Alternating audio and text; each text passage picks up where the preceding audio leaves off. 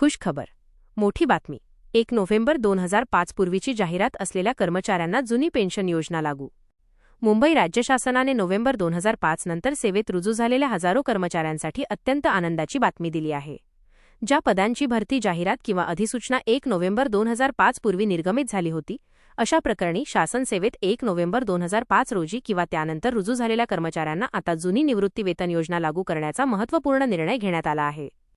महाराष्ट्र शासनाच्या वित्त विभागाने या संदर्भात 2 फेब्रुवारी 2024 रोजी अधिकृत शासन निर्णय GR निर्गमित करून या निर्णयावर शिक्कामोर्तब केले आहे. महत्त्वाचे मुद्दे. एकवेळचा पर्याय वन टाइम ऑप्शन. पात्र शासकीय अधिकारी आणि कर्मचाऱ्यांना महाराष्ट्र नागरी सेवा निवृत्तीवेतन नियम 1982 नुसार जुनी पेन्शन योजना निवडण्यासाठी एकवेळची संधी देण्यात येत आहे. 6 महिन्यांची मुदत. संबंधित कर्मचाऱ्यांनी हा शासन निर्णय निर्गमित झाल्यापासून 6 महिन्यांच्या कालावधीत आपला पर्याय निवडणे बंधनकारक आहे. पर्याय अंतिम राहील. कर्मचाऱ्यांनी एकदा दिलेला पर्याय अंतिम असेल आणि जे कर्मचारी या मुदतीत पर्याय देणार नाहीत त्यांना राष्ट्रीय निवृत्तीवेतन प्रणाली NPS लागू राहील. GPF खाते उघडणार. जे कर्मचारी जुनी पेन्शन निवडतील त्यांचे भविष्य निर्वाह निधी GPF खाते उघडले जाईल. निधीचे हस्तांतरण.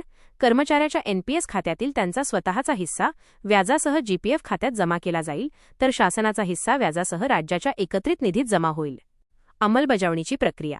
पात्र कर्मचाऱ्यांनी आपला अर्ज नियुक्ती प्राधिकाऱ्याकडे सादर करावा.